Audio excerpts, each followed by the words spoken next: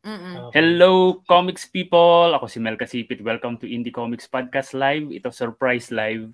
Ito yung namin, live sana namin nung time na kakalabas pa lang nung Yu Yu Hakusho. Pero, yan. Kasama namin si Miss Nika Rojo. Hi! And kasama again. kong co-host. Yes, co-host ko si Mick Fajardo. Yan. Mamaya pag-usapan natin, Mick. May mga bago kayong, di ba? Yung projects. Nox. Baka. Wala. Baka. Tuloy yan, Nick. Ayan. So, si Miss Rican Rojo, isang komikera and also a voice actor. Yan, siguro, hindi nyo lang siguro alam pero naririnig nyo yung boses niya sa mga TV shows, Korean novela, mga ganyan. Kung saan-saan. Tapos may YouTube channel ka pa. Musta na yung YouTube channel mo, Miss Nika? Naku, tegi na siya for a year. Pero balak ko siyang buhayin. Nagko-collect ako ng stories. Ang hirap kasing maghanap ng writer, dude. As in, yun yung problema eh. Editing, recording, wala namang problema. Ready to record naman ako. Kaso, ayoko kasi ng hindi magandang content. Marami kasing syempre, nag-imbestiga tayo, syempre. Chinek ko yung mga YouTube channel na mga medyo kalinya nung gagawin ko. Ayun. Ang hirap talagang no? Kahit na yung eye-keeping nga, hindi kami sobrang consistent eh. Pero okay naman. At least ngayon may online na, so madali nang mag-interview. Kesa yung pupunta ka pa doon sa mismong bahay, no? Or sa studio, yan. Totoo. Hindi kasi ang plano ko kasing gawin dati was parang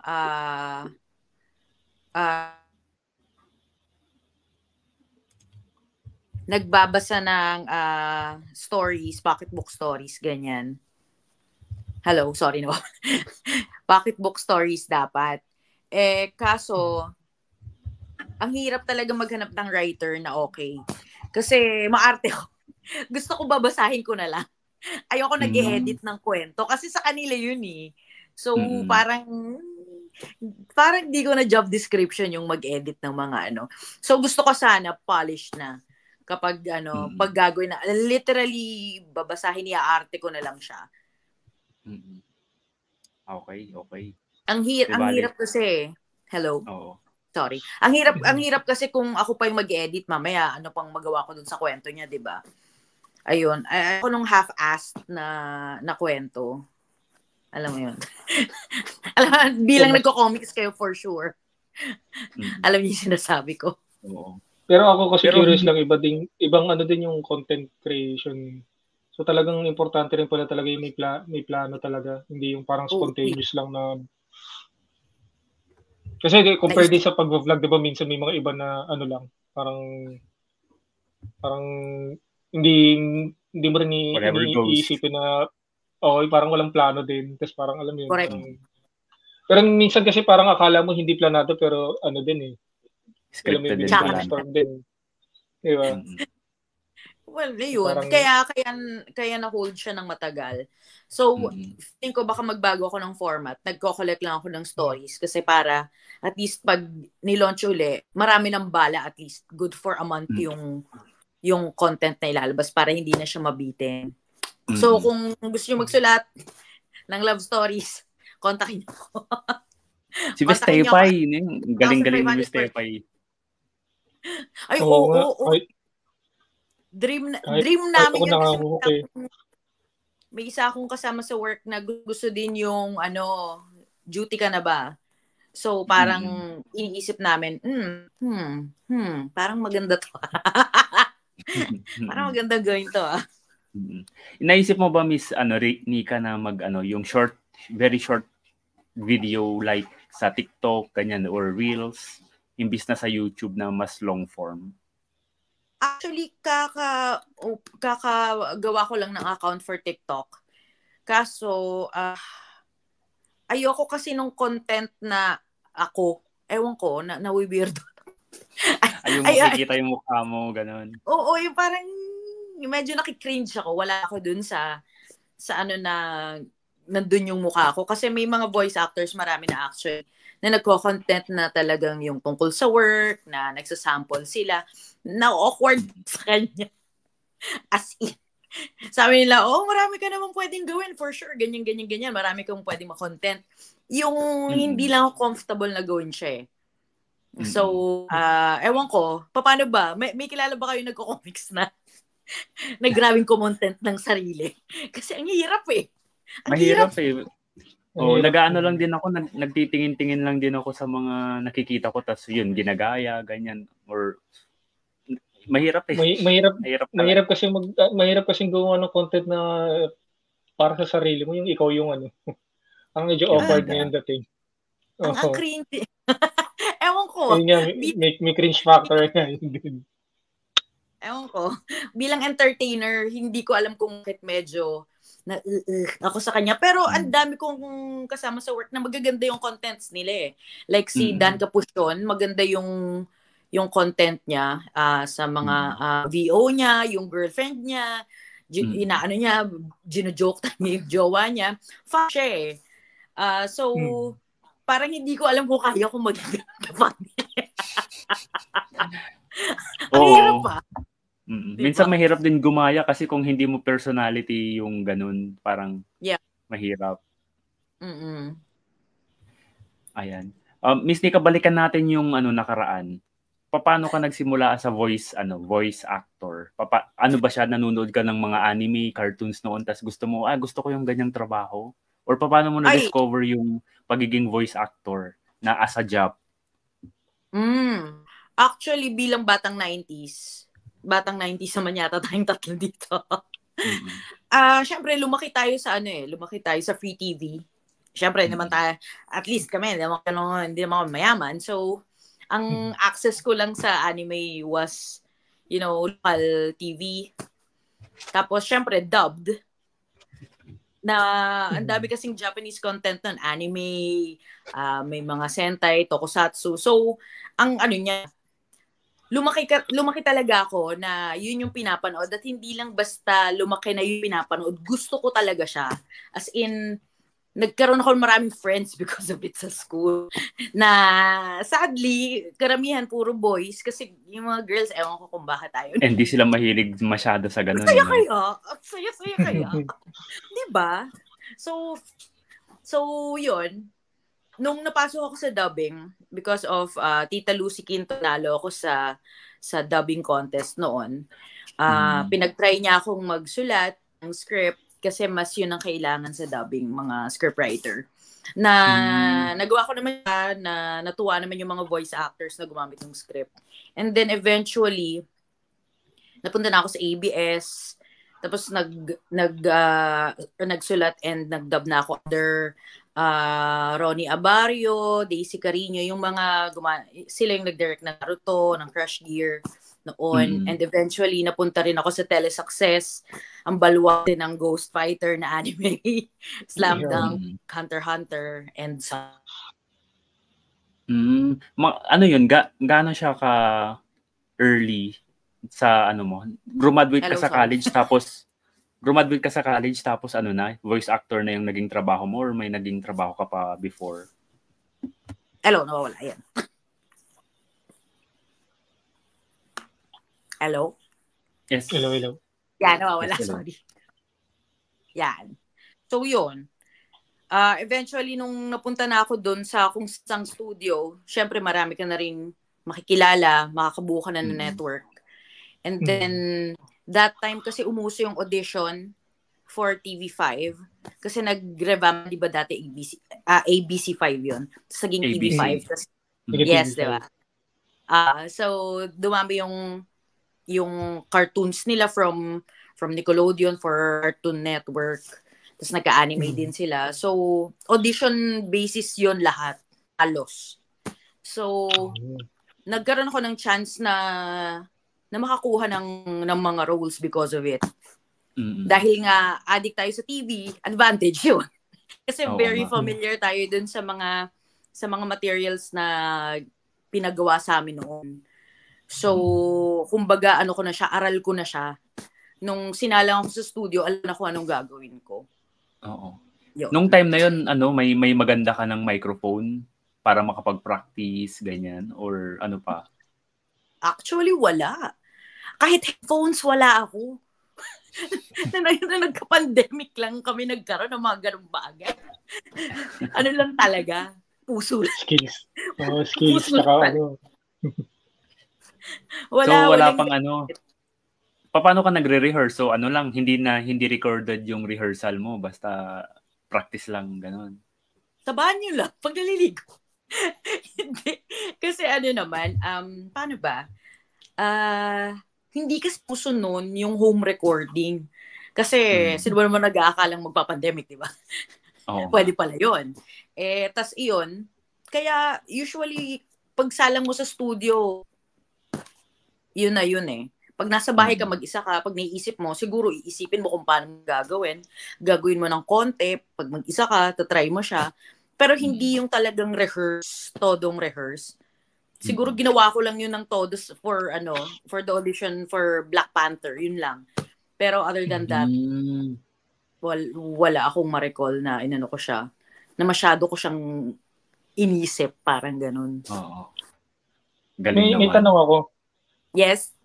Kasi na-mention mo kanina yung parang advantage nga yung parang may idea ka na doon sa show na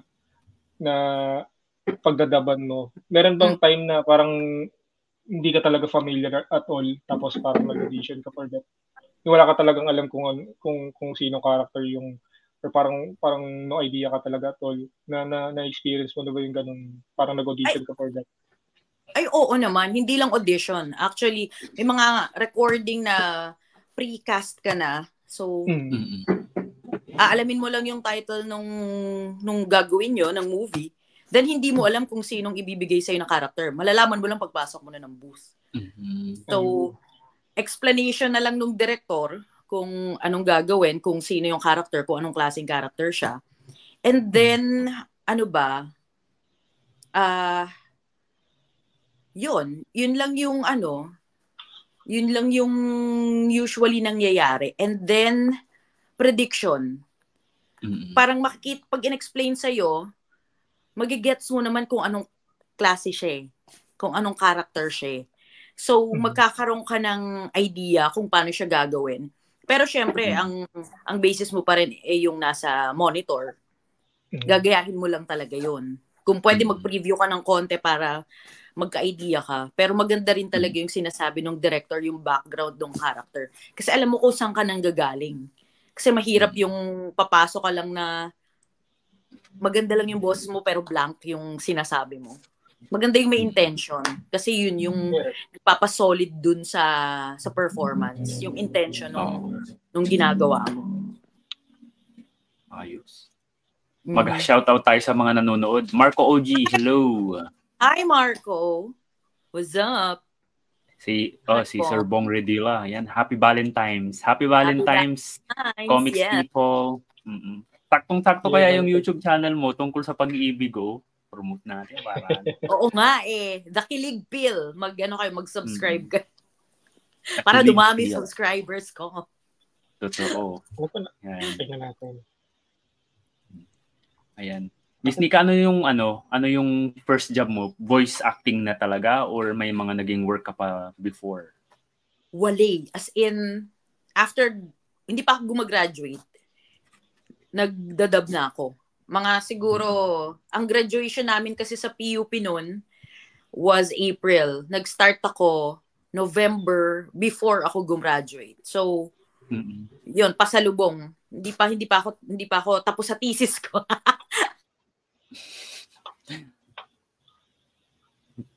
Ang aga naman. Pero yun, tinapos ko na yung thesis ko. Nakakaya naman sa nanay ko, di ba? Pinaaral niya ako, tapos biglang hindi ko tatapusin. Yung course mo nung college sa PUP, related sa communication or hindi? Hindi. Interior design ang course ko noon. Kaya mas nagdo-drawing talaga ako dati. So, yun. Interior design, biruin mo yun. Tapos boses naman ngayon, no? Oo nga talagang boses lang ang puhunan. Nag-ano ka rin ba, Miss Nika, yung nagko-host or Hindi, ano lang talaga, voice acting lang, dubbing. Nagpuputol siya. Sorry, ano yun, Mel?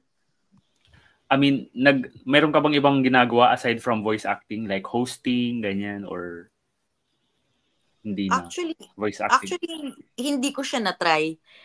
Hindi ko pa siya na-try ever. Dapat may gig ako ngayong Feb, kaso dahil nga may trip ako dito, hindi ko tinanggap. Sayang yung live voice over kasi yun. Pero magsa 17 years na ako sa industry and yun, dubbing, voice acting, writing, and directing talaga yung bread and butter ko. Parang enough na kasi yun. Busy din kasi kung halimbawa ngayon nag-start na uli ako for triathlon training. So, kamusta naman yung oras? Oo, kakain ng oras yan. Oo naman. Nag-marathon ka na, Mel, so alam mo kung gaano ka demanding. Yung takbo pa lang yun, ha? Di ba? Takbo. Yung triathlon, may bike and may swim pa. So, may binibit ka bang personal record na gusto mong abutin sa triathlon? For triathlon, actually, wala. Gusto ko lang siyang tapusin mo lang. Oo, by the end of the year. Kasi nag-start nung pandemic, as in wali. Tapos nag-start lang uli ako mag-swim last year. Tapos okay naman, nakapag-open water swim na, nakapag-compete na uli. Ngayon, actually, kaya ako nandito ngayon. Kasi may marathon ako this Sunday. So, walang good luck sa marathon. Okay, thank you. To finish lang yun, wala. As in, ayoko lang ma-cut off. Yun lang siya. Ayoko lang ma-cut off. Pero, pag natapos yung slump na yun for running, siguro, tsaka ko na ibabalik uli yung biking. Pero puro indoor lang. Kasi it's the Philippines. Pag nag-bike ka, may chance of death na mataas. Oo nga. Kahit nasa takbo, ang daming namamatay sa running. Kahit yung mga 10K lang yung tinatakbo, may mga napapabalita na namatay. Bakit nga ba? Hindi nag-hydrate? Or normally, yung heat stroke, ganyan, or tumaas masyado yung nabigla. Minsan baka may baka may mga underlying na tapos hindi lang na conditions. Hindi sila pay attention dun sa baka may mga high blood yun. Parang feeling nila top shape sila ganyan, pero totoo may pala yung underlying minsan may mga ganung or walang training. Or walang training. Isa rin. Parang parang malakas ako ganyan. Parang, kaya ko yan. Ganon sila. Kasi 'di ba, kung bata ka pa, itatry mo siya. Uy, kaya pala. Tapos patindi na ng patindi yung tas di naman nagte-training kasi kinaya mo na once yung 10K. Nag-21K ka bigla next week. Hindi yan ganun kasimple. Hindi. Definitely. Nag-16K muna ako noon At nag-umpisa ako sa 5K. Kasi sabi ko masyadong maikli yung 3K. So 5K. Yung 5K, grabe. Yung una kong 5K, talagang hirap na hirap ako. Nag-training ka ba noon? Hindi. Sumali ka lang. Fun run. Sumali lang. Curious lang. It's not fun. Hindi siya fun. Parusa siya, parusa. Yun lang din isa kasi pagka sinabing fun run, parang running with friends, ganyan. Simple lang, parang. Ikaw ba may kumatak? ka na. Hindi, hindi ako masyadong fit, actually. Basketball lang, ganyan. Mas mahirap basketball. Nagli-lifting yan si Mick. Yung baby niya, nililift niya everyday. Magandang recharge ang running, lalo na kung marami kang iniisip. Kasi kapag tumakbo ka, mababla brisk walking actually, yun yung pinaka Yun yung pinaka ginagawa ko before pandemic. Parang mas trip ko lang maglakad. Lalo na kung commute din. Parang kung kaya ko lakarin, usually, yun yung pinaka ko. Tapos parang, basketball, tapos konting bike na hindi rin masyado. Ngayon, hindi masyado kasi dahil yun nga, busy rin sa fatherhood. Pero hopefully, magkaroon lang din ng active lifestyle siguro sometime. Especially nung after ng pandemic, talagang nasa bahay lang tayo no? Oo, ang hirap din Pero feeling ko naman na din yun. Pagka medyo may mga realization na papasok, hindi pwede magkasakit na. Kailangan mag-exercise. Wag mo nang intayin yun. Wag mo nang intayin yun, Mick. Yung maniningil, wag mo nang intayin yung maniningil. True. Kasi usually ganyan naman yung sinasabi nila parang naglalakad lang ako, ganyan-ganyan. Wala namang problema eh. Kasi doon naman nag-start yan. Doon naman nag-start yan. Parang, subukan ko yung magtumakbo ng 1 minute. Tapos magiging 2. Tapos magiging 3. Tapos, before you know it, it's an hour. So, Ang pinaka-dilemma lang talaga dito kasi talaga yung weather. Yung init talaga. Sobrang minsan kahit na condition ka, pag sobra talaga na ka ng mainit na panahon, hirap talaga din. Doon papasok ang Doon papasok training nga talaga. Kasi kapag halimbawa may race ka sa Philippines, anong oras ang karera sa atin? Ang mga marathon sa atin, 11 p.m., 12 a.m., kasi sinasarado nila yung kalsada, di ba? So, you train sa gabi. Hindi sa morning. Kasi hindi mo kailangan yung unnecessary init ng umaga. So, kailangan maging smart ka rin about it. Halimbawa, ngayon, tatakbo ko for Kyoto Marathon. It's winter dito. Basically, ang magiging weather daw ay 7 degrees to 12 degrees. Yes, super lamig. So, hindi ako tumatakbo ng umaga or ng mainit. Tumatakbo ko ng gabi. Kasi yun lang yung meron tayo. yun lang yung malamig na meron tayo. Pero wala yun sa, syempre, kalingkingan ng lamig dito. So, yun, kailangan din kung lalo na kung mga long distances na, kailangan siguro mag-prepare ka. Yung mga maliliit na details na ganun, kasi makakatulong siya. Feeling mo parang wala-wala lang. Pero malaking factor siya. Yun. Bukod sa speed. Yun. Sorry, tukol sa Hindi, okay lang yun. Yung pagra-running mo ba, tingin mo nakakatulong din sa boses mo? Ayan, related na. Well, in a way... Parang nakakatulong ba siya sa power ng boses? Kaganon ka minsan, di ba, kapag medyo na sumasakit na yung tiyan mo? Masakit na lahat. Actually,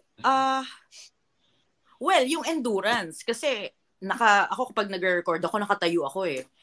Ang mga recordings, minsan umaabot yan ng 3 to 4 hours? So, nakatayo ka na gano'n, parang sales lady. So, nakakatulong siya. Kasi, yun nga, endurance. Tsaka yung kapag mga tipong sigawan, kaya mo siyang gawin ng binabato mo lang siya nang hindi ka napapagod masyado. Kasi may toll din yun sa sa katawan. Lalo na kung emotionally draining yung ginagawa mo, yung character, sigaw ng sigaw, hinga ng hinga. So, malaking tulong din na marunong tayo ng proper breathing kahit man lang for running. Nakakatulong din siya. Tsaka pang din ng resistensya. Ako, nung nanood ako ng concert, sigaw ko na sigaw. Inabukasan, nalagnat ako. Sigaw na sigaw, namaos. Kasi nalagnat. Pero totoo, yung resistensya talaga, pagka, alam mo, may training talaga, nakaka-develop din ng strong resistance. So, agree talaga din ako dyan. So, ayun lang din. Sinare ko lang din yung tama naman. Actually, kaya hindi ako masyado nanonood ng concert or sumasakay ng rides. Kasi sisigaw at sisigaw ako. Yun nga. Iba din yung sigaw kasi pag yung mga ganun, di ba? Parang bigay talaga eh. Yung diba? Gagasgas talaga yung mo. Pati video okay. Anong concert yan, Mick? K-pop ba yan? Blackpink. Twice. Blackpink? Twice? Oo.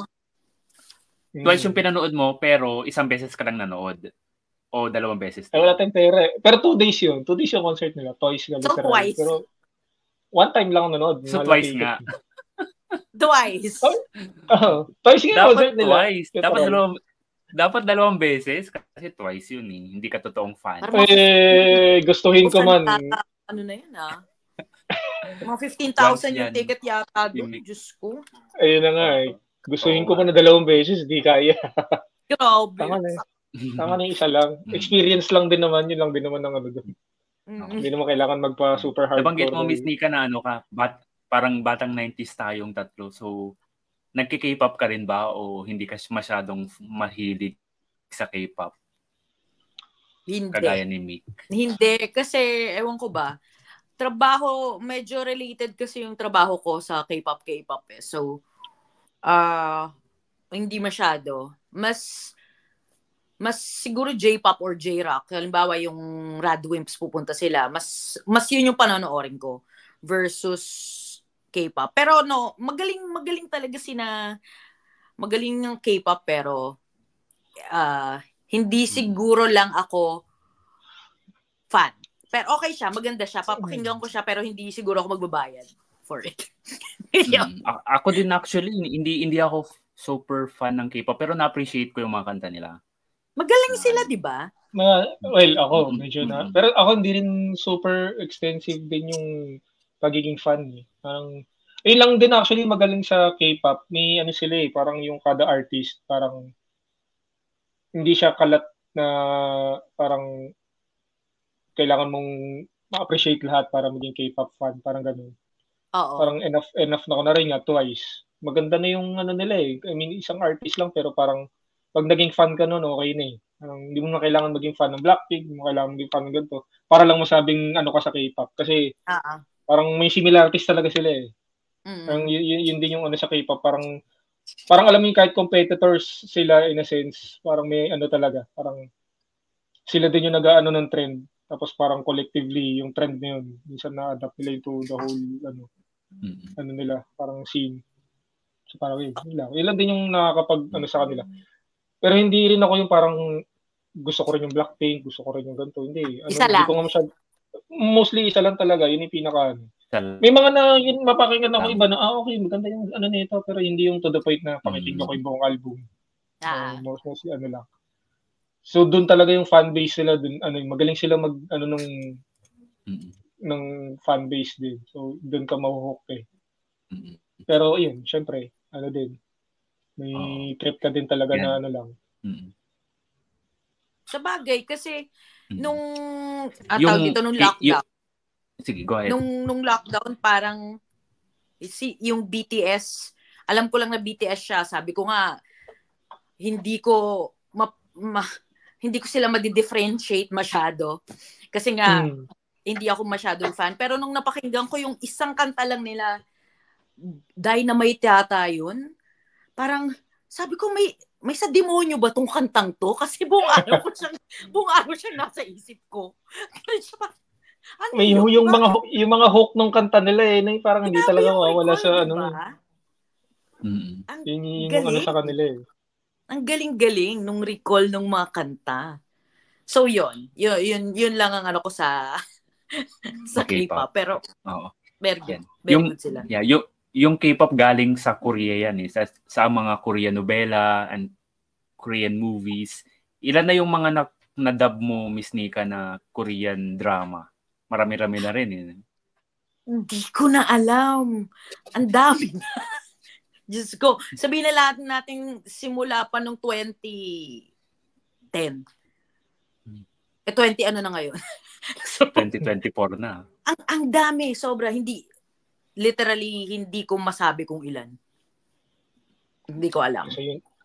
Normally, ano yun, di ba? Normally, yung mga dumarating dito, mga love stories. So, may mga nadub ka na rin bang mga ibang genre like action or comedy or... Oo. Iba-iba na din. Pero, ang pinaka na-enjoy ko siguro sa mga yun, kapag Korean drama yung comedy nila, magaling silang mag-comedy. Very challenging kasi ang comedy Hindi lahat nakakapag-comedy. Madaling magpaiyak, madaling umarting, malungkot, madaling mag-emote. Mahirap ang timing. Kasi hindi mo maaral ang timing ng comedy. Yeah. Kailangan meron ka. It's either meron or wala. Kung wala... Yun nga yun yung sabi ng mga comedians nga din yung pag-i-stand-up comedy daw. It's either you have it or you don't. Pwede mong ma-develop yung skill sa pagpapatawa over time. Pero kung hindi ka kung wala sa yung humor bone, wala, hindi mo siya magagawa talaga. Actually, may factor din yung writing din talaga. Ang alam ko yung most na mga stand-up din, magaling talaga din magsulat. So, parang ano talaga din yung idea din talaga na paano mo i-deliver yung joke. Talagang ano din. Kailangan mo rin ihasain talaga. Hindi lang pa sa magpapatawa ka lang na ano. Kaya may mga iba talagang comedians na yung they take pride talaga doon sa joke. Na parang pagka may nagsabing iba, parang syempre, di ba? Akin yan, sa kanya galing. Di ba? Iba yung ano parang pinag-isipan ko to ganyan. Kasi may ano talaga din.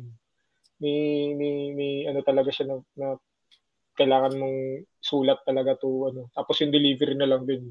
Yun na lang din yung mag-stand out sa'yo. May time ba, Miss Nika, na nung nagdadub ka ng parang heavy scene, yung sobrang naiiyak ka, yung naghahagulgul yung character, tapos after ng take, umiiyak ka pa din? O wala pa naman ganun? Diyos ko, countless of times, lalo na kapag sobrang invested ako dun sa palabas, imposibleng hindi ako iiyak ng totoo. Imposible. Sobrang kailangan naming mag-break ng mga 5 minutes para ma-clear yung ilong, nagfa-fog na yung mga salamin namin kapag nagre-record. Kasi ewan ko madali akong umiyak. Sabi ko nga pag nanonood ako ng movie, pag naiyak ako, sulit yung pelikula. Ibig sabihin na sulit ko yung binayad ko. So sa dubbing din, lalo na kung maganda yung script and gusto ko yung palabas, napanood ko na siya, and nung napanood ko siya noon, naiyak na ako. Yeah. Oo. Ang masayang umiyak ng totoo sa recording. Masaya. Yun lang. Mayroon din ako isang tanong, medyo curious lang ako. Kasi nga, di ba, yung voice acting. Paano niyo pinapasok yung acting aspect dun sa pag-VA niyo? I mean, yun nga, yung minention mo ko yung pag-iyakan, ganyan, yung dadala ka ng emosyon. Paano kung kunwari nga emotional, pero parang, alam mo yun, kailangan mo pang pigain din. Paano may naano yung acting aspect namin? Paano ka nag-internalize ng character? Ayun, yun, mismo, yung mga ganong ano. Siguro kasi, babagsak siguro to sa empathy, at least sa akin. Madali ako mag-empathize. So, malaman ko lang yung background. Or kung hindi ko alam, kaya kong mag-draw sa sarili ko ng, hindi naman similar, pero sing heavy or at least may ganong klase ng emotion na lalabas. Pero syempre, hindi ka pwedeng tumodo kung yung actor mo hindi naman tumotodo. So, kung hanggang ano lang yung ibigay ng character mo, hanggang doon ka lang. Kung magaling yung artista, ang sarap nun gawin. Pero kung banu yung artista, nakakabwisit yun. As in, yung tumilig na, ang pagit nito ginagawa natin. Gumagana lang. Tsaka umarte. Gumagana lang kami. So, mas mahirap pag hindi magaling yung artista. Sa totoo lang. So, nakaka-apekto din pala, no? Nakaka-apekto din pala yung dinadaban nyo na actor dun sa magiging boses. Of course. Sabi ko nga kasi mirror lang kami as sa dubbing aspect. Mini-mirror lang namin yung nakikita namin sa sa monitor. So kung maganda yung eksena, ano ba magandang halimbawa? Ay, sa One Piece, yung eksena ni Chopper nung naghahanap siya ng gamot. Yung inaano niya yung flag. So boses siya pero nakakaiyak yung eksena. So alam mo yun, ang dali niyang gawin. Kasi nandun ka na sa rurok nung feelings. Eto yung laki nung nangyayari. Eto yung scope. Tapos, ang ibibigay mo lang, tsakang akin. So, yung ganun. So, mas maganda kung yung actor talagang all in. Pero again, may mga actors din kasi na hindi naman maingay, yung very internal lang. So dadaanin mo siya sa hinga, sa mga subtle na reactions. So dapat mahuli mo 'yun. So dun papasok yung dapat meron kang foresight nung gagawin ng actor mo. Lalo na kung hindi mo pa siya napanood or hindi mo pa napanood yung material. Yun. Yan. May question si Sir. Sige, go ahead. Bago mo sagutin yung tanong ni Sir Melvin. Kasi na-mention mo yung sa live action, di ba? Para madaling ma-distinguish kung pangit yung acting. Sa animation ba may mga ganun din? Pangit yung character or yung animation, ganyan? May mga times ba na ano yung doon, difference pag animation? Sa animation kasi, ano ba? Sa Japanese anime ko usually nakikita. Kasi, syempre, ang tingin natin sa anime, yun yung pinnacle ng voice acting and all. Pero may mga times na, ewan ko, dahil siguro medyo naiintindihan ko yung language or what. Pero, okay naman. Pero could have been better or parang pwede pa tong magawa ng iba. Parang halimbawa, may napanood ako na anime sa Netflix, Oshinoko, yung tungkol do sa pop idol. Ang galing-galing nilang lahat. Sobrang galing kasi yung variety ng acting, hindi lang puro maliit na boses or kung maliit na boses man, ang ganda nung acting, may basta, ang ano niya, ang sarap nitong gawin yun lang. Ang sarap nitong gawin sa Filipino. For sure. May mga ganun. Kailan ba kayo papagawa sa amin? Yun. Oo. Napansin ko nga na sa Netflix, may mga shows na Japanese tapos may dub ng Tagalog. At meron namang wala. Paano kaya nila pinipili kung ito padub natin sa Tagalog, ito hindi? Parang yung sa yung Yu Yu Hakusho nga, yung recent na dinub yung di ba? Yun, na yun, talagang idadub talaga sa Tagalog kasi talagang malapit sa Pilipinas yun eh. Pero yung may mga iba na walang dub, paano kaya nila yun pinipili?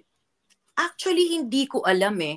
Baka, siguro, baka sa distribution din.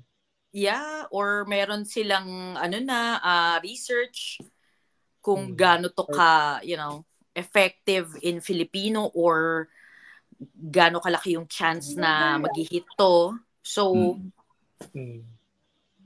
hindi namin alam. Yung Alice in Borderland may Tagalog dub. Yun yung pinanood ko eh. Hindi ko pa napanood yung Tagalog. Siguro, maganda. Actually, hindi ko pa natapos season 2 eh. Mas pinanood ko yung dub kesa yung Japanese na may subtitle. Parang kasi, parang ibang ko. Mas gusto ko yung nanonood kesa nagbabasa kasi. Actually. Panoorin ko yung Tagalog dub. Hindi ko pa natapos nga actually yun. Panoorin ko. Yan, sabi ni Sir Melvin, sino daw yung character na pinakamasarap i-dub? Sige, sagutin mo muna tapos si Sir Melvin naman. Actually, yung sinabi mo, Mel, na mas gusto mo yung nanonood ka na lang than binabasa yung subs. Actually, na-experience ko yan kahapon lang. Nanood ako ng Godzilla dito nang walang subtitles. Tapos, may basic Nihongo naman ako. Pero, yung mas nakikita mo siya ng buo eh. Kapag nakakonsentrate ka dun sa actors on the screen imbis na dun sa nasa baba. Nagigets ko yung nangyayari. Nahuhuli ko yung ibang words. So, at the end of every scene, alam ko yung nangyayari. At least yung gist nung nangyayari. So, after the movie, may ang dami eksena na nakakaiyak talaga. So, naiiyak ako kahit, alam mo yung gist lang yung alam ko. Na talaga ako, na-touch ako dun sa mga nangyayari. So, nagigets ko yung sinasabi mo na iba pag nagko-concentrate ka lang dun sa actual, dun sa visuals and you just hear the acting and everything. So, mas buo siya. Yeah. Mas na-experience ko din yung kabaliktaran naman. Yung Kingdom na, yung zombie na Korean drama. Pinanood ko yung English dubbed kasi nga ayaw kong nagbabasa. Ang pangit ng pagkakadub. So, pinuntahan ko yung subtitle ng original audio tapos yung subtitle. Mas na-enjoy ko siyang panoorin kasi mas maayos yung voice acting. 'Di ba? Kasi sabi nga nila, voice acting is acting. Yes. Kung hindi nag-act yung mga nagvo-voice acting, parang nagbabasa lang sila. Boring yun. Oo naman, of course. Nawawala kasi yung illusion na halimbawa doon sa Kingdom na nag-i-English yung mga Korean or pagdating sa dito na nagtatagalog yung mga Korean. Nawawala yung illusion pag hindi napapantayan nung level nung acting, nung voice acting and the original material. So yun. Kaya alam mo, bilib na bilib din ako dati sa mga nagdadub na Tagalog na yung may Filipino counterpart pati pa yung name niya, Filipino counterpart. Yung sa Ghost Fighter, di ba? Parang ang ganda ng kasi syempre yun nga, yung sabi ni Nika kanina na yung illusion nga ng pagiging Korean, tapos parang magtatagalog siya. Parang ang hirap i-imagine yun, di ba? Na magtatagalog ka, tapos nasa Korea ka, ganyan. Pero iba yung naging magic nung yung mga 90s na anime na dinadub ng Tagalog. Kahit alam nating Japan yung setting niya, tapos parang pag na-translate siya sa Tagalog, parang alam mo yun, pati yung humor na nadala ng, alam mo yun, parang na-adapt siya into yung setting talaga ng Pang-Pinoy. So talaga ngayon, saludo lang din talaga doon sa mga voice actor din before, or syempre yung mga overall yung Pinoy dubbers talaga. Sobrang galing. Oo. Yan si Sir Melvin naman, kanina pa yung question. Sinong karakter daw pinakamasarap i-dub? Ang hirap naman itong tanong na to. Ina-avoid ko to. Kaya pala ang tagal nating mag-segue. Sino ba? Ang hirap naman na ang lagi kong sinasabi si Edward Elric kasi iba yung nostalgia kasi siya eh. Alam ko, tapos gusto ko pa yung voice actor si Romy Park. So pinaka na-enjoy kong gawin si Edward Elric. Pero ang latest siguro si Nimona, nasa Netflix din. Kasi comedy siya. Yung comedy na mabilis. So ang saya niyang gawin, tapos puro siya kabaklaan. In a very positive way. So yung jokes, yung bading humor natin, kayang tumawid dun sa show. Kaya ang saya-saya namin nung ginagawa namin siya. Tawa lang kami ng tawa. So, at saka ang dali niyang i-act. Ang dali niyang i-arte kasi maganda yung script namin. And then, basta masaya siyang gawin. Maganda yung material. And it's new, siguro. Kasi, very conservative yung mga dinadub natin, mga dinadub na shows dito, and the MTRCB, mga bawal na mga words na gamitin. So sa Netflix kasi or sa ibang streaming platforms, pwede kang magmura, pwede kang magganito. Kung tungkol sa kamatayan yung pinag-uusapan, pwede mong sabihin yung kamatayan. Pag may namatay, pwede kang magmura ng putang ina. Pag may na-rape, pwede kang sumigaw ng buwaka ng ina. Hindi nakakainis, nakakaasar. So siguro, yun, ni Mona siguro yung masarap gawin, pero mahirap siya. In the sense na nakakapagod siya. Pero worth it naman. So yan. Yan. May comment si Adrian Mercado. Hindi na panood ko yung Nimona ng English eh. Hindi ko pa napanood ng Tagalog. So, babalikan ko yun. Tagalog din, try mo din. Try mo din. Support Pinoy dubbers. Yeah. May iba kasi na parang na Pinoy dubs sa anime kaysa may mga iba kasing palabas na na parang yung katulad din sila ng kanina Mel. Na parang titignan mo pa dun sa settings nga, di ba? So parang syempre ako minsan parang gusto ko nang di manood, ganyan. Pero, definitely, yung mga ibang shows din, or tatry kong tignan kung may Tagalog. Pero, syempre, not all dubs, not all Filipino dubs, maganda. Totoo yun. Hindi lahat. Totoo yun. Mahirap sabihin. Mahirap sabihin kasi galing ako sa industry, pero... May question ako na medyo, di naman siguro control. Sige lang, bato mo lang. Kanina na-mention ko na magbigay tayo ng example. Yung mga recent na animes na dub into Tagalog. Mag-name drop na ako. Or wag. Hindi, may mga shows na ba na or may mga ibang naka-work ka na ba na hindi necessarily voice actors, like for na parang celebrity ganyan, na medyo off yung dubbing? Or paano mo, or natotolerate niyo ba yung ganun? Or... Madami.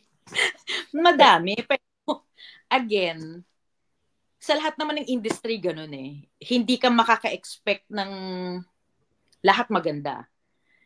Siyempre, iba-iba naman ng skills. Iba-iba ng bayad. Diba? So, kaya, at saka hindi kasi siya madaling gawin. Hindi siya mabilis na process. And if hindi afford ng client ng alam mo yun, magbayad ng okay, so yung unang oo na ewan ko siguro ganun, you get what you pay for, siguro ganun, which is sad, which is really really sad kasi nasasayang yung ibang materials because of it. Kasi hindi lahat okay, pero definitely marami ding maganda. Yun naman. Yin and yang lang yan. Pero sana actually, dumami yung maganda talaga. Actually, ang problema ko minsan sa ganyan, may mga, well, siguro ba i-applies din with other media shows or other entertainment din na parang dahil nga medyo yung kunwari pinaka main character tapos yung dubbing niya olat, so parang merong side character na siya yung nagdala ng ano. So parang yun yung minsan nakaka-disappoint sa isang palabas minsan na parang sayang yung palabas kasi parang alam mo yung main character sobrang medyo hindi ganun kaganda yung delivery. Natatalo siya nung either yung villain nga minsan mas ano pa parang sobrang galing nung dub, yung alam mo yun yung nagda-dub nung villain compared dun sa bida na medyo parang sayang. Dun, kahit nasabihin natin sobrang ganda overall nung palabas, minsan natatalo sa ganung sa ganung aspect din na hindi ganun ka yung dubbing niya. Pero syempre no offense, ganun may umiikot syempre na ng mga parang hindi rin control ng natin or ng buong industry din. Pero yun lang din minsan, sayang din may ganung may sayang factor din minsan. Parang okay na parang andun na yung level ng quality tapos parang may off na ganito ganyan. So yun lang din yung well. nasa casting na kasi yun eh. Minsan kasi wala sa dubbing director yung casting. May times na nagpapa-audition and minsan mas kino-consider ng client yung voice match versus the actual acting. So, syempre magpapadala ka ng audition clip. That's like what? 1 minute clip? Ang hindi nila alam ay kung gaano katagal ginawa yung clip na yon. Kasi merong mga voice match. Wow, pag pinakinggan mo, galing. 1 minute. Pero, 1 oras mahigit ginawa yun. Grabe, so, yun, lalo na yun sa kapag medyo bago yung voice actor na gumagawa. Syempre, yun, malaking sugal yun for the production na magpabida ng bago kasi hindi siya birong gawin eh.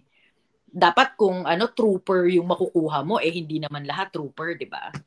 And hindi lahat marunong umarte. Maganda lang boses, kaya mo lang gayahin yung boses. Pero hanggang doon lang yun. Hanggang 2 lines lang yung kaya kong gayahin na boses niya eh.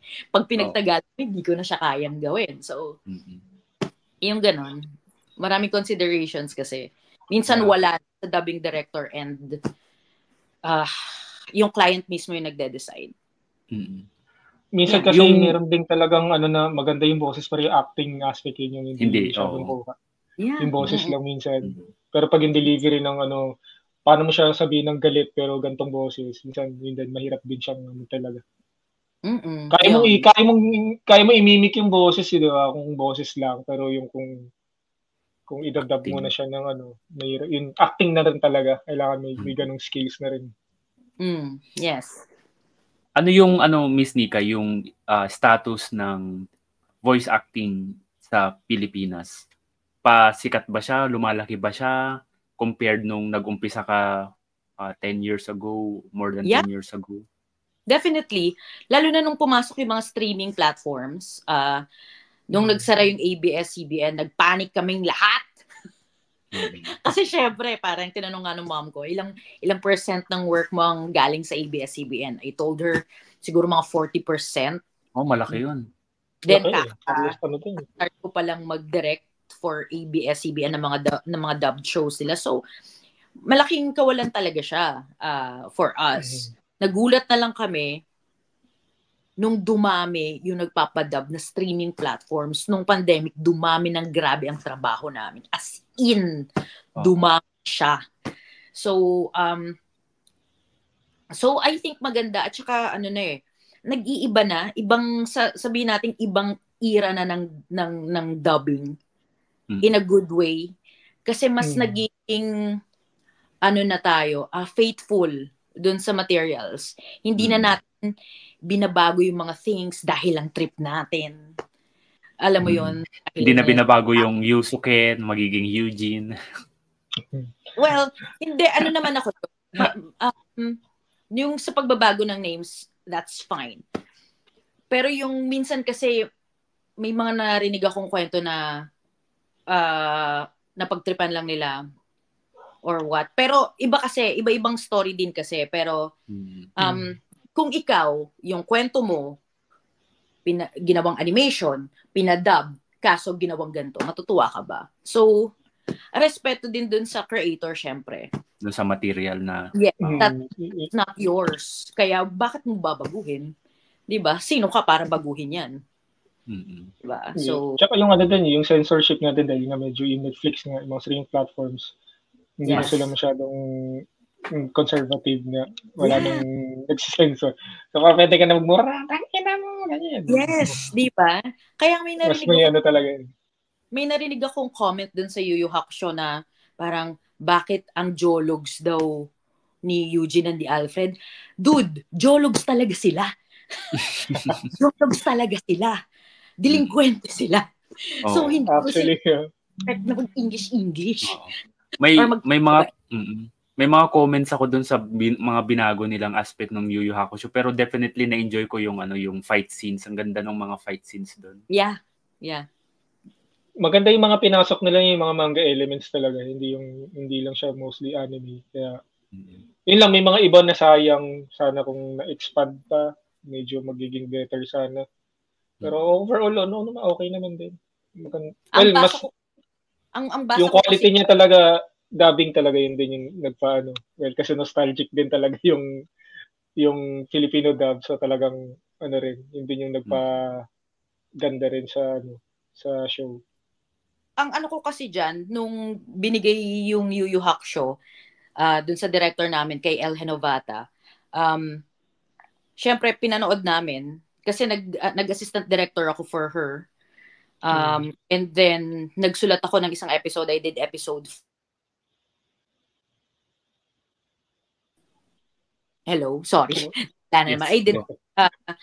sinulat ko yung episode 5. Pero, bago namin gawin yun, syempre, nag-usap-usap kaming lahat. Kaming mga writer and then the director.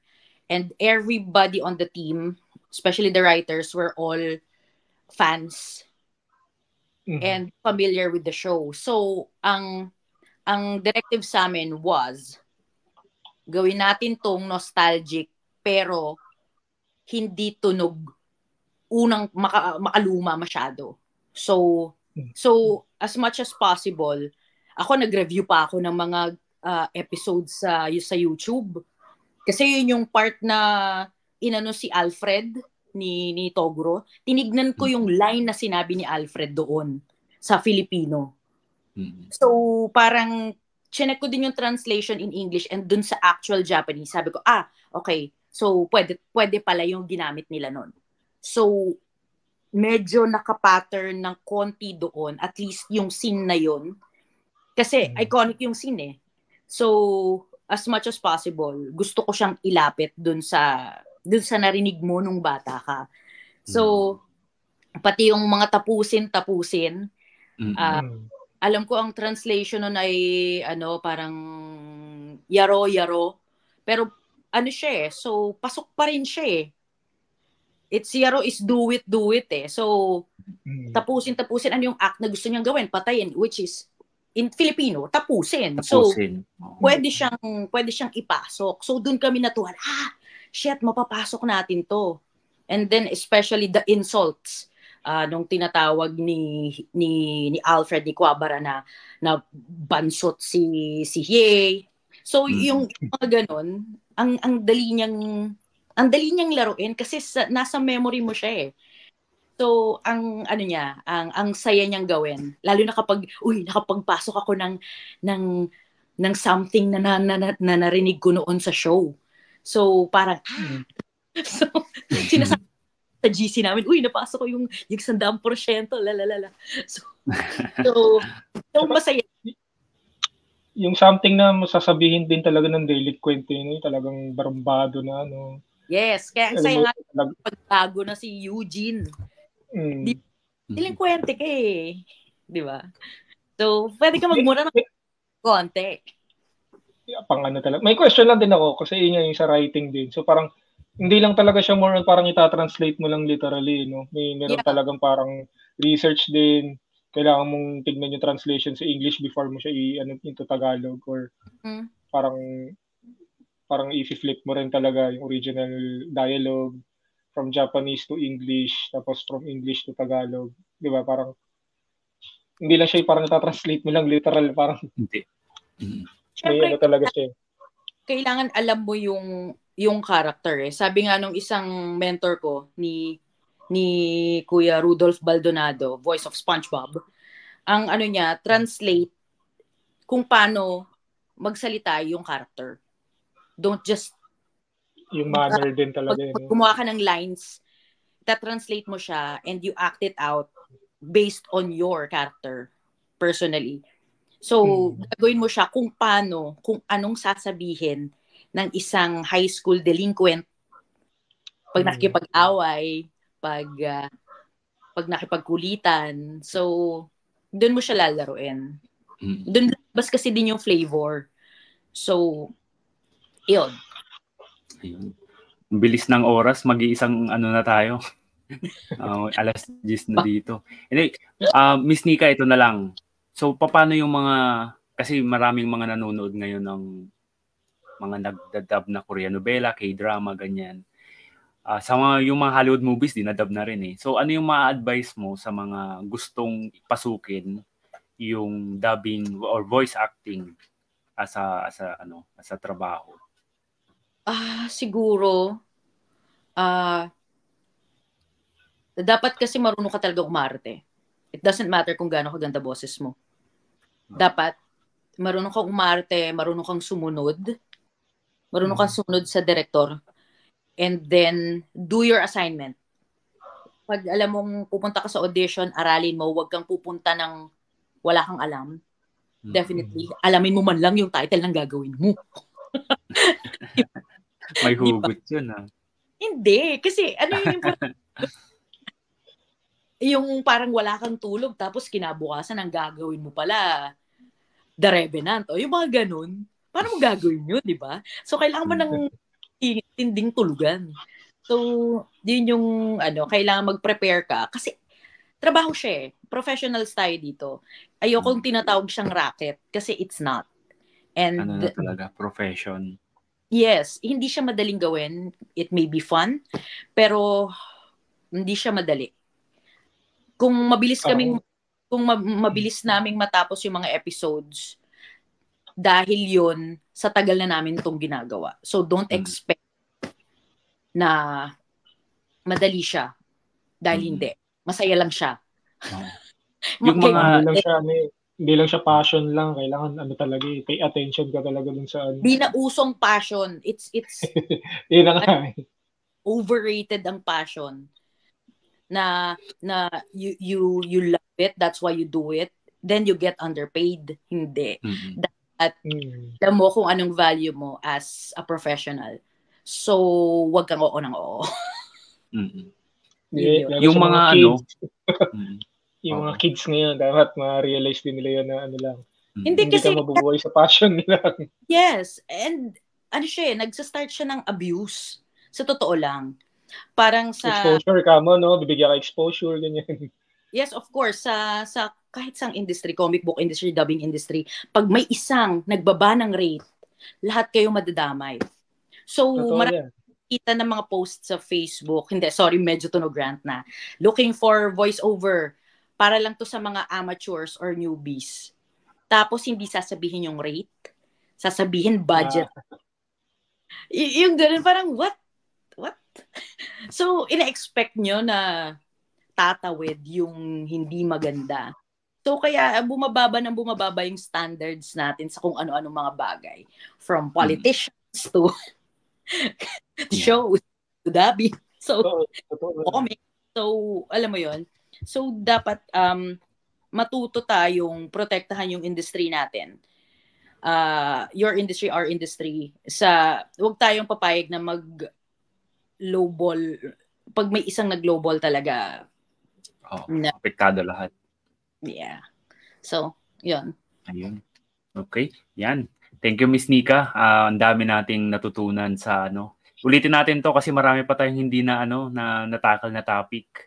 May mga naisip ako ngayon lang. Hindi na nga natin pinansin yung mga nag-comment. Sorry guys. Medyo napasarap yung usapan. Pero mauulit to definitely kapag na. Good luck, Miss Nika, sa race mo. Yes. To finish, please. To finish lang. Oo. Siyempre matatapos yan. Finish strong. Yan. Finish strong. Yeah. Cut off yun pala yun.